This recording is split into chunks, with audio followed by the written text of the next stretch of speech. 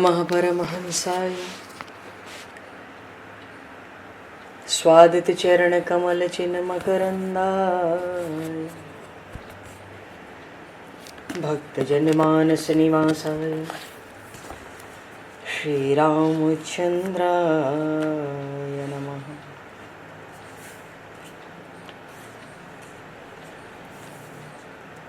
वंदे विदेहतनया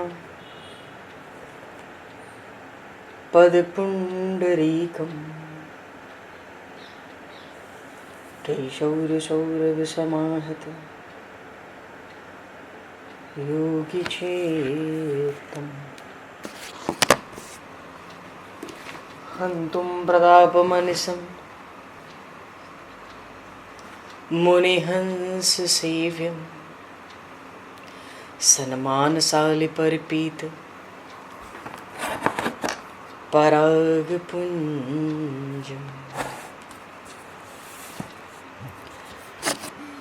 यत्र यत्र रघुनाथकीर्तनं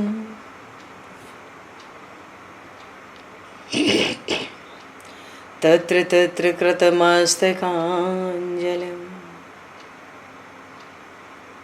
बाष्पवारि परिपूर्णलोचनं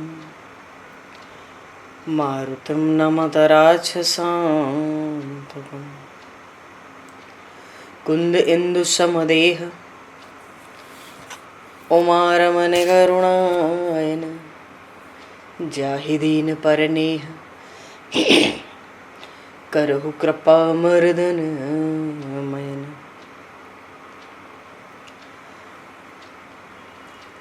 प्रहलाद नारद पराशर पुंडरीक व्यासे अम्बरीश शुक शौनक भीष्म दालभ्याम रुक्मांगद अर्जुन वशिष्ठ विभीषणादीन एतानहं परम भागवतान् नमामि। श्री सीतानाथ समारंभां श्री रामानन्दार्य मध्यमाम् अस्मदाचार्य पर्यन्तां वन्दे गुरु परम्पराम्।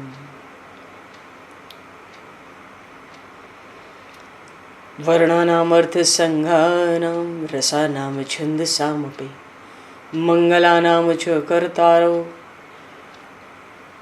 वन्दे वाणी विनायकौ।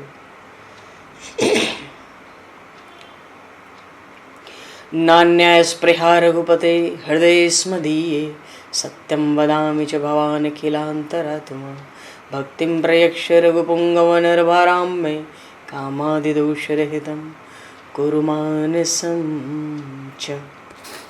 भक्त भक्ति भगवंत गुरु चतुर्नाम वपु एक तिनके पद वंदन के नाशहि विघ्न अनेक। बंधु तुलसी के चरण जिनकी न्यो जग काज कल समुद्र घोरत लगो प्रगट्यो सप्त जहां। श्री गुरु चरण सरोज रज निज मन मुकुर सुधार वर्णो रघुवर विमल यश जोदायक फलचार।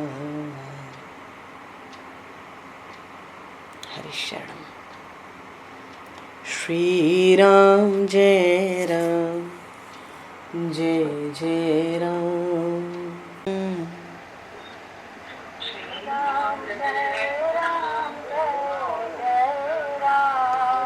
श्री राम जय राम जय जय राम।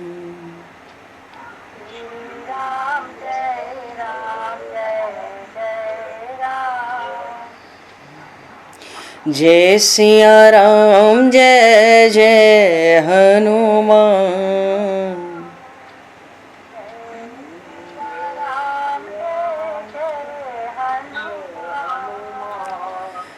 श्री गुरु रामानंद भगवान।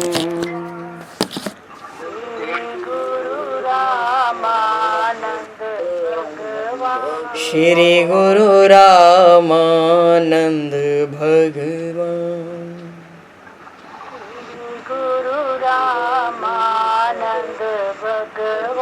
श्री राम जय राम जय जय राम। राम जय राम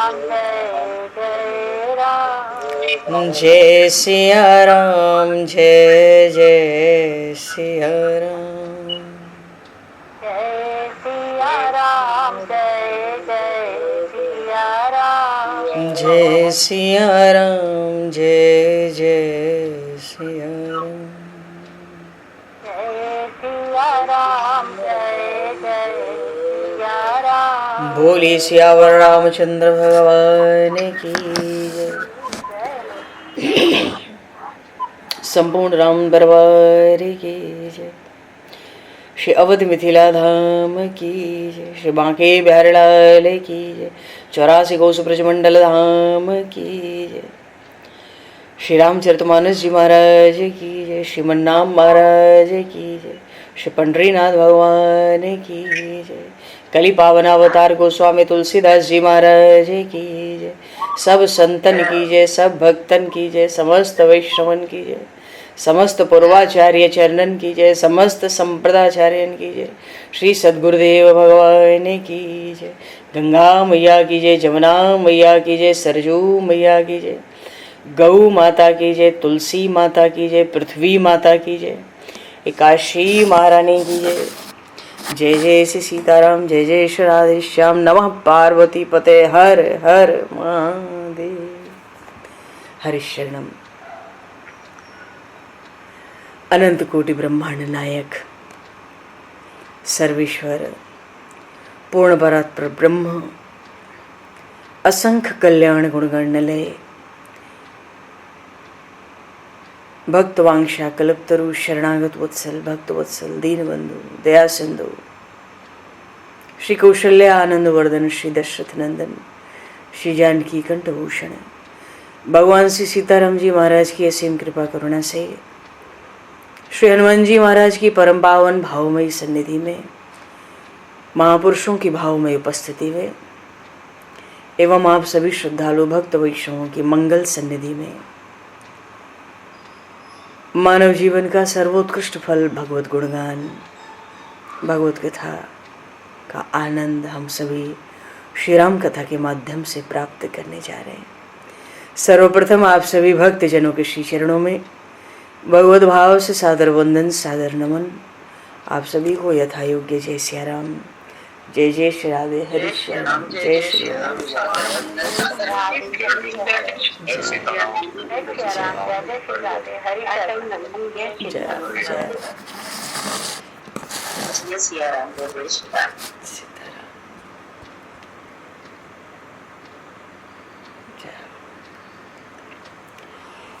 श्री रामचंद्र चरणों मनसा स्मरामि।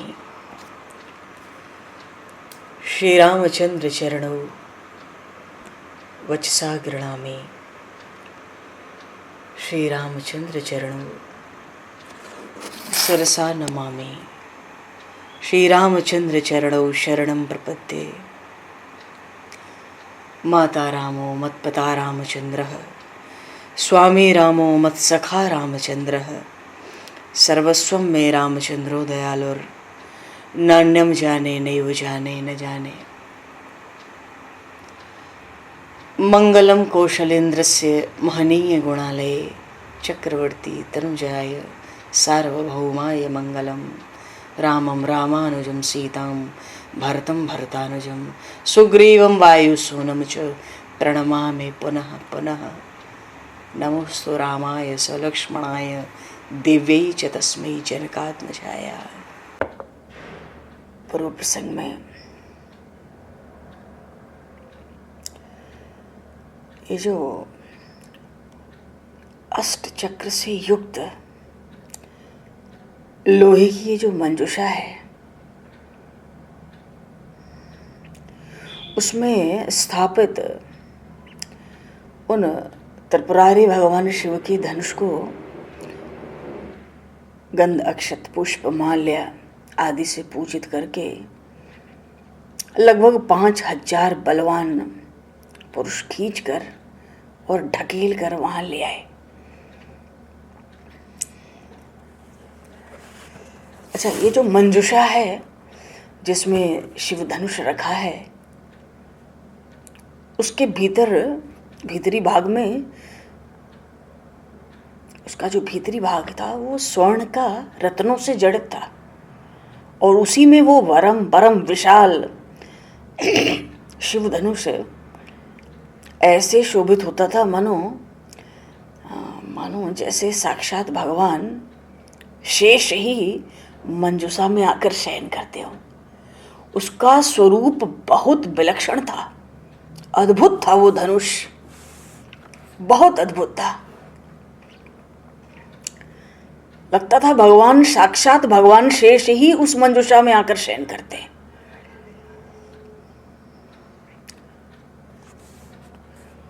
और तरह तरह से वो बंधी भी थी। बहुत से लोग खींच रहे थे, बहुत से पीछे पीछे उसको ठेलते चल रहे थे। अच्छा, धनुष मंजूषा के साथ जब मध्य भाग में स्थित हो गया, तो खींच लेके जो आए थे ना, खींच के, वो तो भाई दूर हट गए पहले।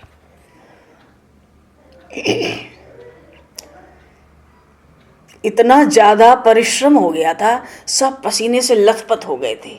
ये जो लगभग 5000 वीर पुरुष जो खींचकर ढकेल के जैसे तैसे।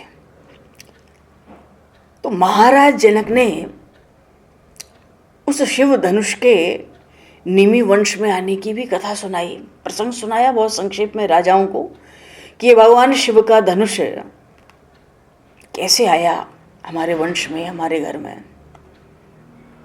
और इतना ही नहीं, उस स्वयंवर में श्री उन धरानंदिनी भूमिजा कन्या का आविर्भाव भी, प्रागट्य की भी कथा सुनाई।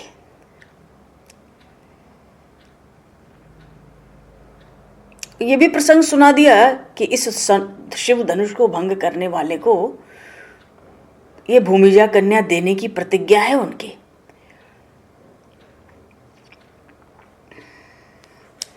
अच्छा, पहले भी जब स्वयंवर हुए तो बड़े बड़े राजाओं के द्वारा जनकपुर को घेरा भी गया था। पहले बड़े बड़े संकट भी आए थे इस प्रतिज्ञा के प्रण के पीछे, और उस समय उन्होंने उस आपातकाल में कैसी तपस्या की वो भी बताया। उनको लगता है कि भगवान की कृपा से, देवताओं की कृपा से जो सेना प्राप्त हुई, दिव्य सेना, उससे सब राजाओं को पराजित किया गया था। ये सब बातें ध्यान आ रही थी। अच्छा, प्रसंग था कि नृप भुजबल विधु शिव धनु राहु, गरु या कठोर विदित सब काहू। जितने राजा महाराजा सम्राट मंडलेश्वर वहां बैठे, उनका तो बल चंद्रमा के समान। गोस्वामी जी कहते हैं श्री रामचरितमानस में, सबका बल पराक्रम तो चंद्रमा के समान, और शिव जी का वो महान धनुष राहु के समान। गरु कठोर विदित सब काहू, राहु के समान तो है, मानो सबका बल हर लेता है ये। पर चंद्रमा में कमी भी तो है, वो भारी नहीं है। गोस्वामी जी ने कहा गरु कठोर विदित सब काहू, ये शिव धनुष बड़ा भारी है। चंद्रमा भारी नहीं है, राहु भारी नहीं है, तो आकाश में रहता है। और राहु कठोर भी नहीं है। क्यों? राहु तो छाया है, छाया ही तो पड़ती है ग्रहण काल में सूर्य और चंद्रदेव पर, उसी से सब इतने व्याकुल हो जाते हैं सृष्टि में। तो ये शिव धनुष तो ऐसा राहु है जो बड़ा भारी और बड़ा कठोर है। और ये तो, इसकी महिमा और इसका प्रभाव तो सबको ज्ञात ही है। ये तो वही शिव धनुष है। रावण और बाणासुर भी मानो जो सुमेरु पर्वत को भी उठा सकते थे, कैलाश को भी उठा सकते थे, उनकी भी। बाणासुर तो बड़े सम्मान से गया, उसने स्पर्श ही नहीं किया, पूजन किया, प्रणाम किया, दर्शन करने आया था। रावण की तो बड़ी फजीयत हुई। तो भगवान शिव का वो जो सरासन था, धनुष, सर कहते हैं बाण को, तो बाण का आसन तो धनुष ही होगा, सरासन। अब गव ही सिधाए, ये रावण बाणासुर आए तो थे बड़ा डंका बजा के, पर गोस्वामी जी कहते हैं गव ही सिधारे। वो जब लौटे तो किसी को कह के नहीं लौटे कि हम जा रहे हैं, बस अवसर मिला धीरे से निकल लिए चुपचाप। नहीं तो इतने बड़े बड़े लोग आते हैं, जब जाते हैं तो उनका फिर से सम्मान हो जाता है, सम्मान होता है, राजकीय सम्मान। गव ही, गोस्वामी जी कहते हैं गव ही।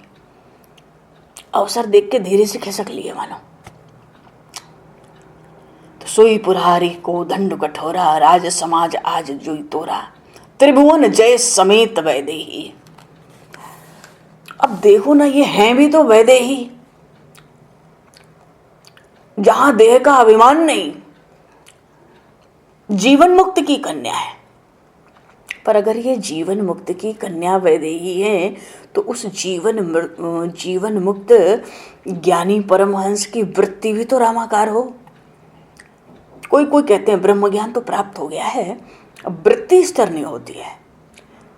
अब ये जो जीवन मुक्त परमहंस शिरोमणि विदेहराज जनक हैं, उनकी कन्या वैदेही,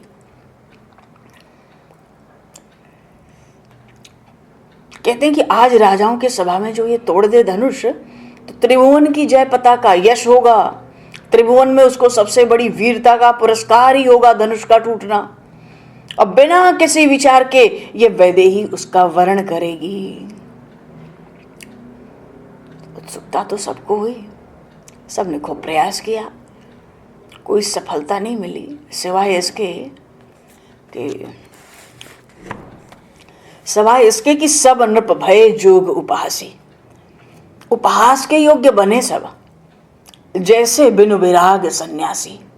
भाई देखो, सन्यासी हो तो विरक्त होना चाहिए।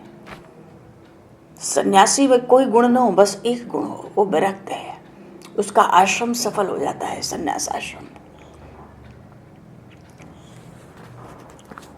तो और नहीं तो फिर तो सन्यासी का उपहास है, शास्त्रों की ऐसी मर्यादा है। तो सब नृप भय जोग उपहासी, उपहास के योग्य बने।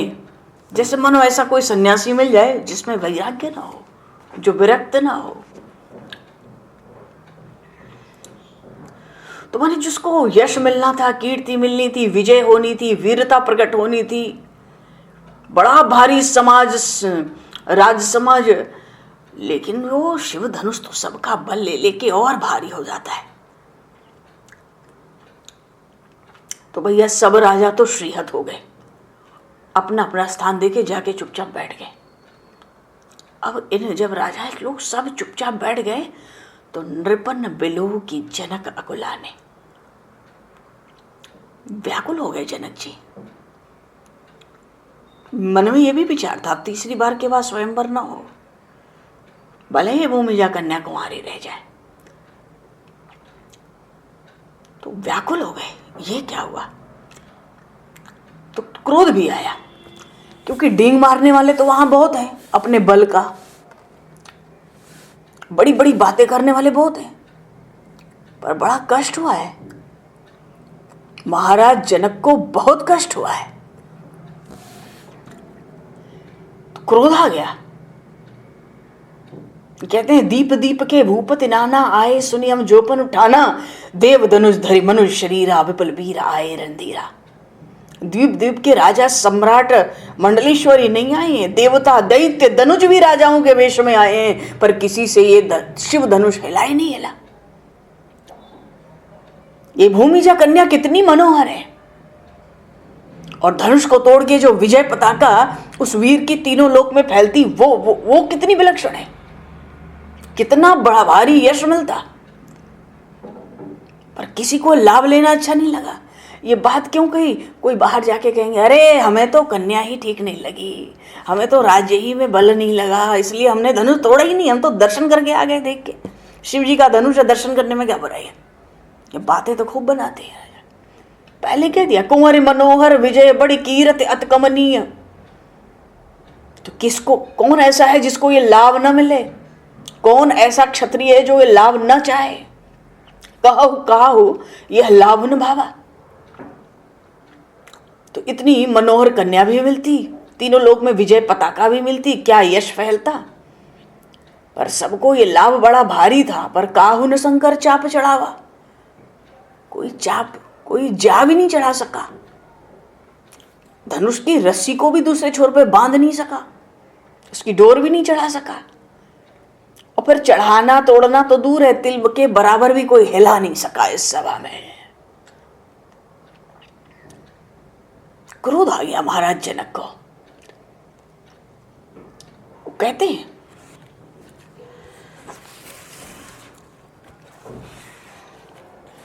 अचानक महाराज विदेह के नेत्रों में चमक आ गई।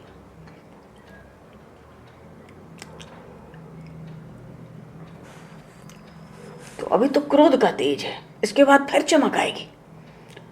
अभी तो कहते हैं कि अब जन को माख भट मानी, वीर विहीन मही में जाने। अब अपने को कोई योद्धा, रथी, महारथी, अतिरथी मत कहे। क्यों? मैंने जान लिया है ये सप्तद्वीप वाली पृथ्वी अब वीरों से हीन हो गई है। वीर विहीन मही में जाने। अब तजहुआस निज निज गृह जाओ। राजा जनक बिलख गए इतना कहते कहते। अब आप लोग सब अपने अपने घर जाओ, अपना अपना अगला काम संभालो। धनुष की पूजा ही करने आए थे ये सब राजा लोग, तो पूजा के लिए अब जाओ। सब राजा संकोच से सिर झुकाए बैठे हैं।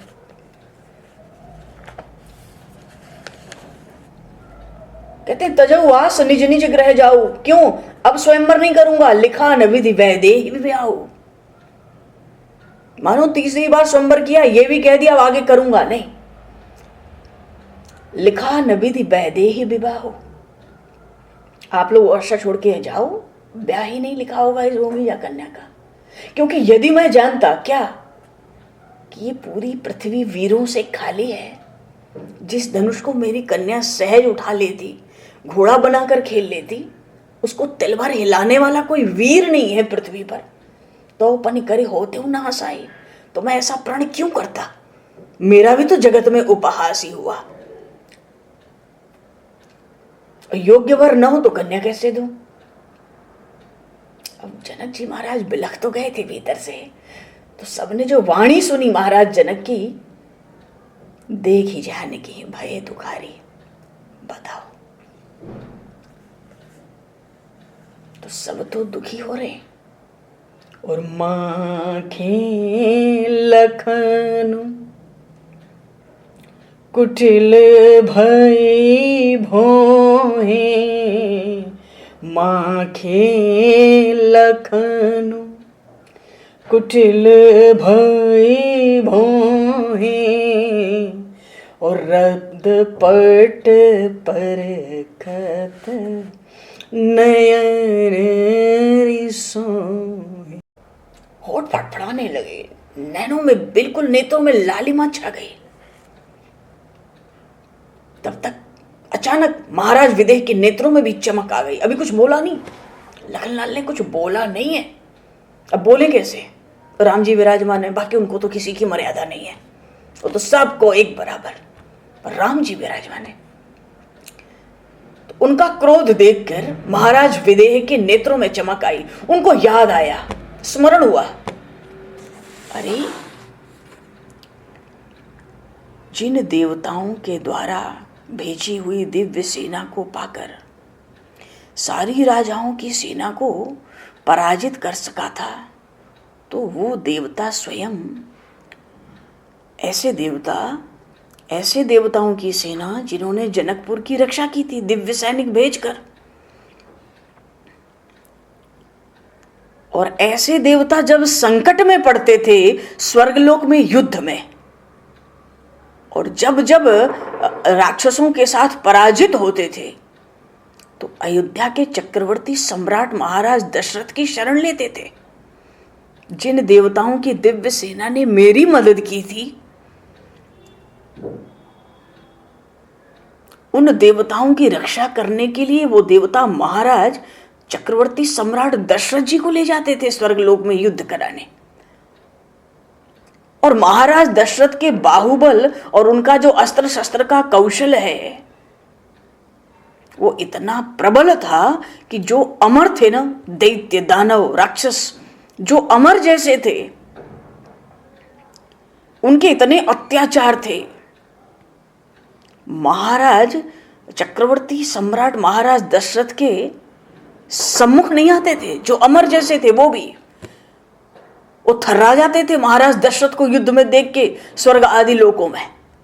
और फिर जब यहाँ पर उन्हीं चक्रवर्ती सम्राट महाराज दशरथ के राजकुमार उपस्थित हैं तो मैं क्यों व्याकुल होता हूं? अच्छा, बात यह है कि महाराज जनक ने जब से प्रभु श्री राम को देखा था ना, उनको अपनी प्रतिज्ञा बहुत भीतर भीतर जलाती रहती थी। मानो प्रण नहीं होता, प्रतिज्ञा नहीं होती तो सहज ही ब्याह देता।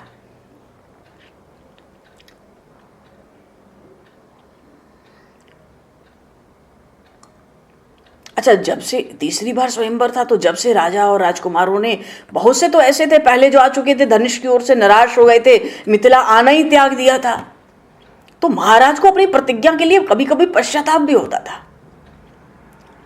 उनको लगता था कि ऐसी प्रतिज्ञा कर ली, पूरी होने की संभावना ही नहीं है।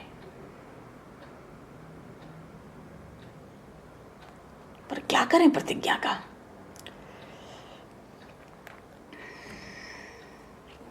उनको तो ऐसा लगता था मेरी इस भूमिजा प्राणाधिका पुत्री के लिए मानो अभिशाप बनती जा रही है मेरी ये प्रतिज्ञा। तो पृथ्वी के जो बड़े बड़े वीरता के अभिमानी थे, धनुष पर और अपने पर भी, भीतर आक्रोश थोड़े आने देते थे महाराज। लेकिन कब तक? मानो प्रतिज्ञा का एक महानाग ने महाराज जनक विदेहराज को बांध रखा था।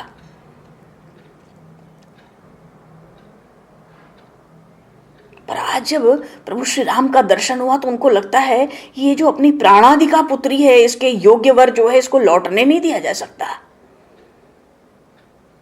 पर ये है माखन से भी कोमल, नवनीत से भी सुकुमार, इनको धनुष भंग करने को कहा भी कैसे जा सकता है? अभी तो केवल लखनलाल तमतमाए हैं, कुछ बोले नहीं है सभा में।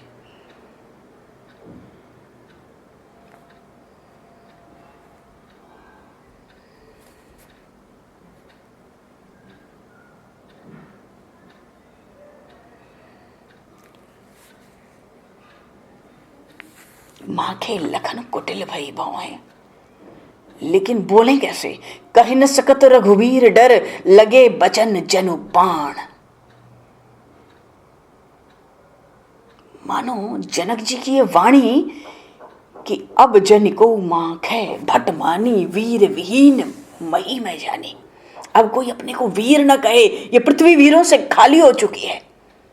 ये बात, ये वाणी ऐसी चुभी जैसे कितने बाण आके छाती में चुभ गए हों।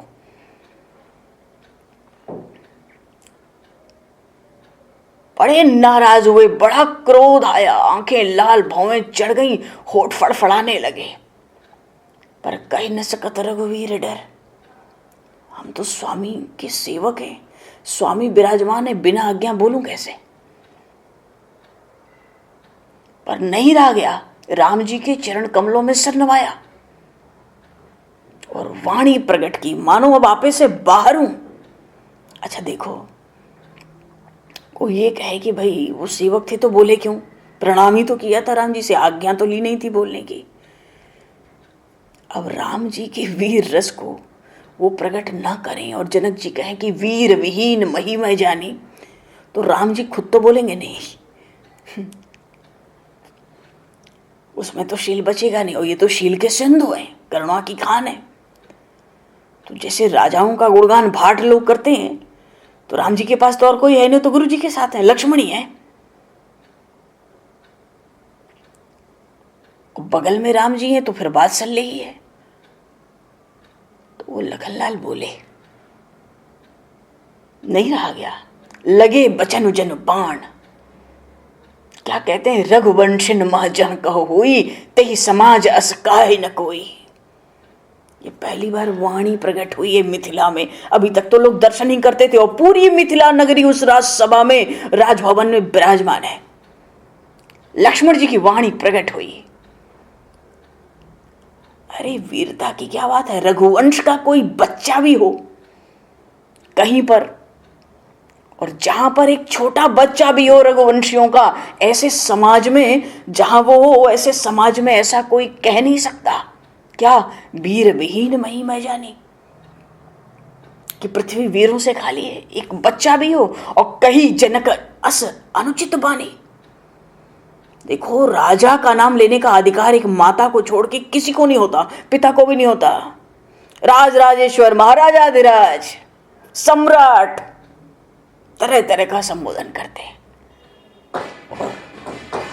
लखनलाल कहते हैं कहीं जनक, नाम लिया, आपे में नहीं है, क्रोध। मानो क्या हम धनुष बाण लेके श्रृंगार करके बैठे हैं? ये धनुष बाण क्या हमारे श्रृंगार और देखने के लिए? मिथिला नगरी तो मानो देख ही रही है तब से। ये धनुष बाण क्या सजावट के लिए साथ रख रखे हैं? पर ऐसे कैसे बोले? कहते हैं कहीं जनक जस अनुचित बाणी, विद्यमान रघुकुल मणि जानी।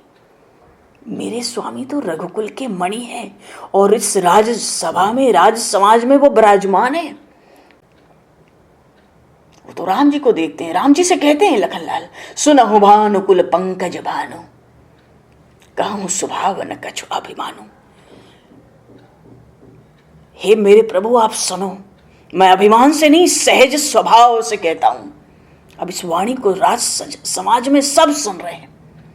राम जी से कहते हैं और किसी से नहीं कहा।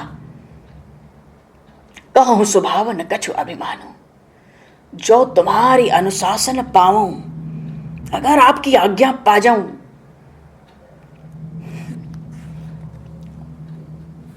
कंदुक इव ब्रह्मांड उठाऊं।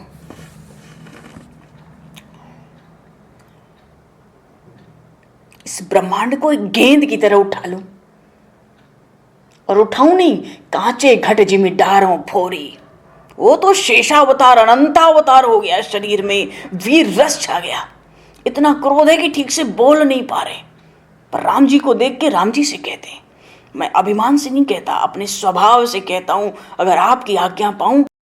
कहते आपकी आज्ञा मिले तो ब्रह्मांड को एक गेंद की तरह उठाऊं, और उठाऊं नहीं, कांचे घट जिमी डारों फोरी, एक कच्चे घड़े की तरह फोड़ डालूं इस ब्रह्मांड को, जिसमें 14 भुवन 3 लोक हैं। अभी आपकी आज्ञा हो तो अभी फोड़ डालूं इस ब्रह्मांड को। पृथ्वी व्याकुल हो गई। अरे राम राम, ब्रह्मांड में तो आधार में हूं, ये तो हम ही तहस नहस हो जाएंगे। दिग्गज भी घबरा गए।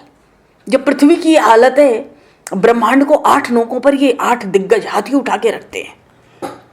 दिशकुंजर इनको कहते हैं, 8 दिशाओं में रहते हैं ये। वो भी थर्रा उठे। क्यों? क्योंकि इन सब ने ब्रह्मांड को उठाए रहने में सबका सही हो गए। वो कहते हैं उस ब्रह्मांड को जो गेंद की तरह उठाऊंगा, पक्के घड़े की तरह नहीं पटकूंगा, क्योंकि पक्का घड़ा गिरता है तो फटता है, टूटता है तो आवाज आती है। कच्चे घड़े की तरह पटकूंगा, आवाज भी नहीं आएगी, आवाज भी नहीं आएगी। और सकऊं मेर मूलक जिमि तोरी, ये जो सुमेर पर्वत है, लाख योजन से बढ़कर 100 योजन का समंदर है। समंदर 100 योजन का है, और आज का समंदर वो भी नहीं है। लाख योजन से बढ़कर कहते हैं जो सुमेरु पर्वत स्वर्ण का है, जिसपे देवताओं के 21 लोक बसते हैं। आपकी आज्ञा हो तो मैं इसको मूली की तरह तोड़ दूं। ये धनुष क्या चीज है? तव प्रताप महिमा भगवाना।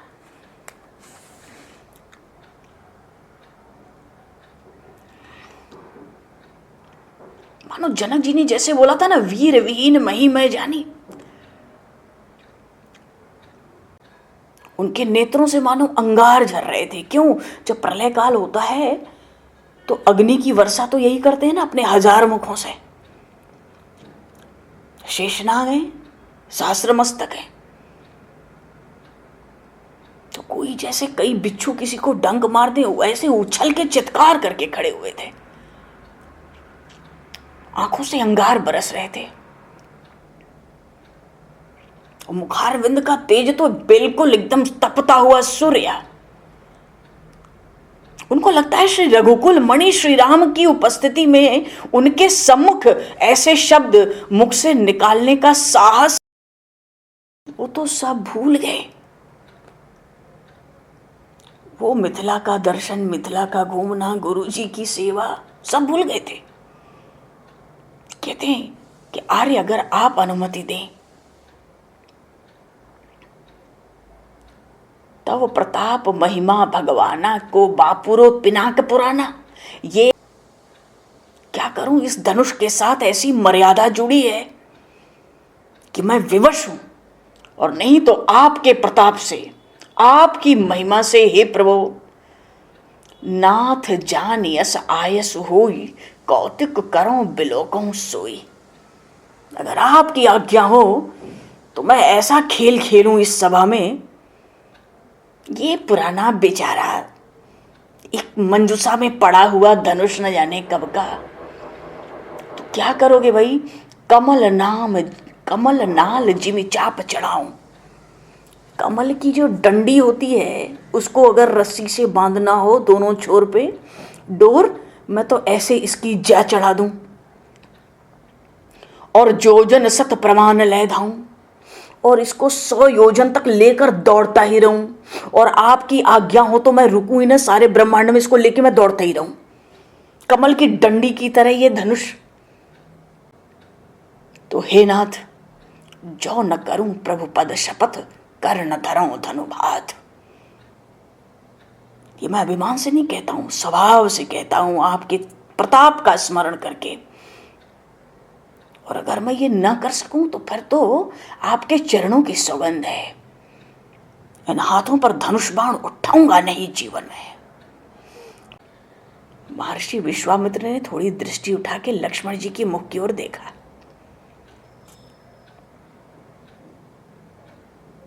जितने ऋषि मुनि की मंडली थी सब खड़े हो गए। साधु साधु साधु साधु। क्या प्रशंसा फैली उनके वीर रस की, मानो पूरे सभा में ही वीर रस छा गया। सभा में क्या, ब्रह्मांड में पृथ्वी 10 कुंजर सब थर्रा उठे। न जाने, यही तो करते हैं सब कुछ, न जाने क्या करते हैं आवेश में आके। महाराज जनक तो बिल्कुल आश्चर्य से देख रहे हैं इन छोटे कुमार को, क्रोध से बिल्कुल लाल लाल हुए जा रहे हैं। और महाराज के जितने मंत्री, जितने सभासद हैं, सब स्तब्ध हैं सेवा में, समाज में। केवल महर्षि याज्ञवल्क्य और महर्षि विश्वामित्र प्रसन्न और शांत बैठे हैं, सब थर्राउटे थे।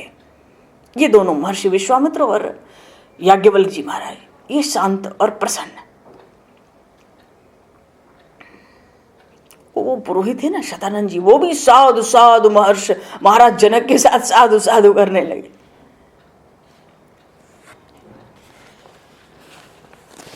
क्योंकि लखन सकोप वचन जब बोले,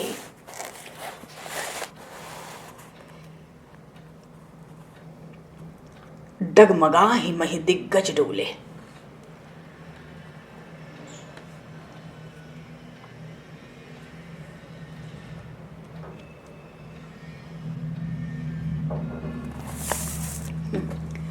सकल लोक सब भूप डेराने, सियहि हर्ष जनक सक जाने। उंदरानंदिनी के हृदय में हर्ष हुआ इस वीर रस की वाणी को सुन के। जनक जी महाराज सकुचा गए, क्योंकि फटकार तो उन्हीं को पड़ रही थी, कहीं जनक अनुचित वाणी, विद्यमान रघुकुल वाणी जानी। देखो बात तो ये है, लक्ष्मण जी जब बोले तो उनका भाव ये भी था कि महाराज जनक ने जो कुछ कहा वो सब ठीक है, बहुत ठीक है,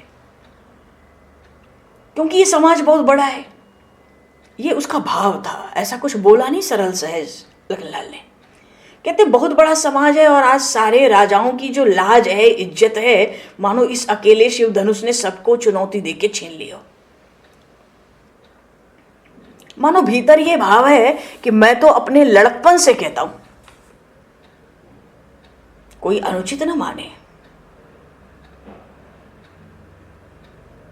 क्योंकि ये बात ये है, लक्ष्मण जी के भीतर वो बहुत कुछ बोल भी नहीं पा रहे। भीतर ये भी तो बात है कि इस धनुर्भंग का, अगर ये धनुर्भंग आवेश में हो गया तो इसका जो फल है धनुष टूटने का, ये तो कुछ और ही सुना गया है। क्यों? उन जानकी का विवाह, वो तो मेरी आराध्या है। मन में बात उठ रही है, उन महिमा मई के चरण कमल। इस धनुर्भंग का फल तो कुछ और ही सुना गया है ना, नहीं तो प्रभु के प्रताप से इस धनुष को चढ़ाकर मैं ही जनक जी को अभी उत्तर दे देता, मैं अपना बल अवश्य दिखा देता। राम जी थोड़ा मुस्कुरा गए, सब लोग भयभीत हो गए। शांति से बैठे हैं तो महर्षि विश्वामित्र और महर्षि याज्ञवल्क्य, श्री जानकी जी के हृदय में बड़ा हर्ष है। जनक जी बड़े सकुचा गए, क्या बोला, चलो अच्छा ही बोला, प्रकट तो हुआ वीर रस। लेकिन जो गुरु जी हैं, गुरु रघुपति सब मुनि मन माही, मुदित भय पुनि पुनि पुल गाही। सब प्रसन्न है भीतर से, बहुत बढ़िया, शाबाश। महर्षि विश्वामित्र तो मानो कहना चाहते थे शाबाश, लेकिन क्या करें, समाज है, साधु साधु कह दिया। और जितनी मुनि मंडली उनके साथ आई थी, अब प्रभु भी प्रसन्न हुए। क्यों? प्रभु की प्रशंसा थोड़ी थी, रघुवंश की प्रशंसा थी। रघुवंश का भी गुणगाथा की लखनलाल जी ने। जब इतना कुछ हुआ तो हृदय में हंसे प्रभु श्री राम, हृदय में हंसे। लक्ष्मण जी को रोक दिया इशारे से, सहे नहीं रघुपति लखन निवारे, इशारे से मना कर दिया और बड़े प्रेम से अपने पास बैठा लिया। तो विश्वामित्र जी ने बड़ा शुभ समय जाना कि इतना कुछ हो गया, अब कौन सा समय बचा है। व्याकुल होके बिलख पड़े हैं महाराज जनक, और तीसरी बार का अंतिम ये स्वयंवर चल रहा है। लक्ष्मण ने तो वीर रस प्रकट कर ही दिया है रघुवंश का, अब इससे बढ़िया समय और क्या होगा। तो विश्वामित्र समय शुभ जाने, बोले अति स्नेह मैं बानी। महर्षि विश्वामित्र जी ने प्रभु श्री राम की ओर देखा तो पहले तो आशीर्वाद दिया। उठहु राम भंजहु भव चापा, उठहु राम भंजहु भव चापा, मेटहु तात जनक परितापा, मेटहु तात। कहते हैं जनक जी का जो कष्ट है, जो तपिश है, इसको मिटाओ, मेटहु तात। अच्छा, ये भी तो कहा भंजहु भव चापा, ये नहीं कहा शिव धनुष को तोड़ो। उठहु राम भंजहु भव चापा। तो भव क्या है? भव संतो है, इसमें तो 84 लाख योनियां पड़ी हैं। तो भंजन करने वाले तो आप ही हो। मानो ये भी कह दिया, आप हो क्या, ये भी बता रहा हूं। अब जिसको जितनी समझ में आए, राज सभा में समझ लो, राज समाज में। उठहु राम भंजहु भव चापा। आप तो जीव को इस 84 की योनि से छुड़ाने वाले हो, लग 84 के। उठो, तो उठ के क्या करना है? ये नहीं कहा धनुष तोड़ना है, कहते मेटहु तात जनक परितापा, इस जनक के दुख को दूर करो। तो आज्ञा दे दी ना, उनकी ओर देखा तो आशीर्वाद दिया और धनुर्भंग की आज्ञा दे दी। अब स्वभाव से ही गुरु के चरणों में गिर के, वो तो सहज स्वभाव है प्रभु का, स्वभाव से ही गुरु जी के चरणों में गिर के श्री रघुनाथ जी ने उन ऋषिराज महर्षि विश्वामित्र की आज्ञा को सिर पर धारण कर लिया। तो उठे कैसे? ठाड़े भय उठे सहज सुभाए, और ठवने जुबा मृगराज लजाए।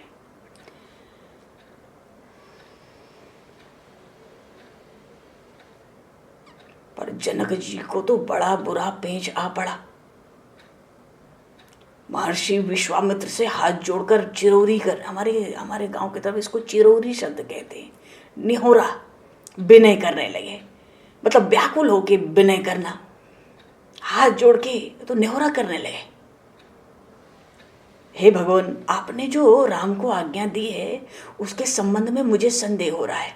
देखो, बाणासुर, राक्षस राज रावण, 7 द्वीपों के बड़े बड़े राजागण, लोकपाल भी आए, पर मानो ऐसा कि इस शिव धनुष ने तो पृथ्वी को ही पकड़ लिया है।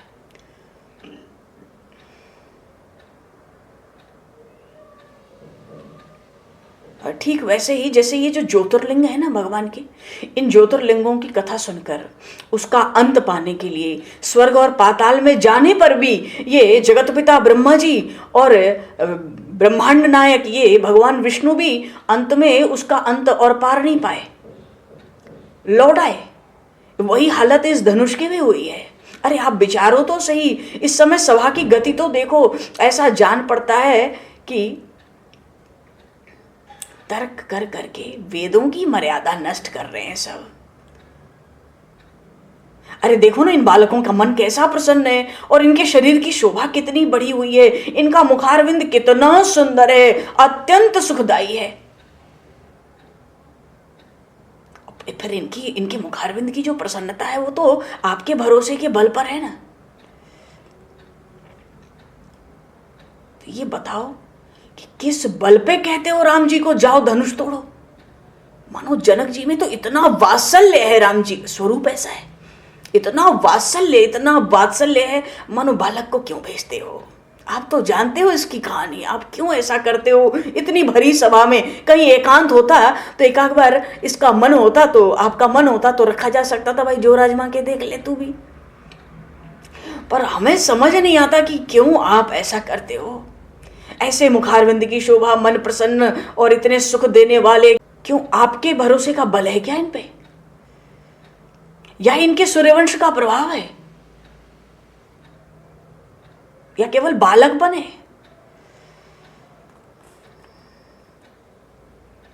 या ऐसी बात है कि ये जो विश्व व्यापिनी कीर्ति है और विजय है और मेरी ये जो भूमिजा कन्या है, इन सबको बटोरने के लिए विधाता ने इनको भेजा है।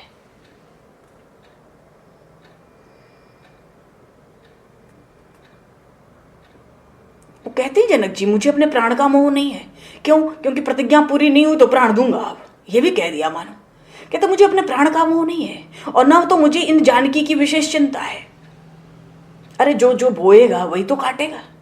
मैं तो यही चाहता हूं रघुनाथ जी की जो निकाई है ना, वो निकी बनी रहे।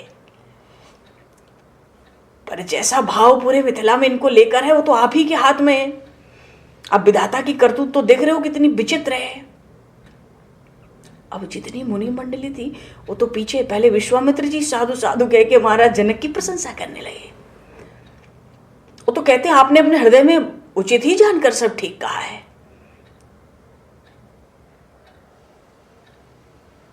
अच्छा, महाराज जनक का जो भाव था ये कह रहे ये बच्चे हैं, इनको कहाँ कैसे क्या कर रहे हो आप भरी सभा में। महाराज हमें न अपनी चिंता है न अपनी कन्या की चिंता। लक्ष्मण जी प्रसन्न हुए कि चलो मेरे प्रभु के लिए इन जनक को ऐसा भाव है।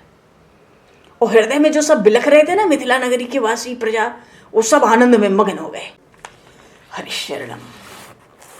बोलिए श्री भक्त वत्सल भगवान की जय। सियावर राम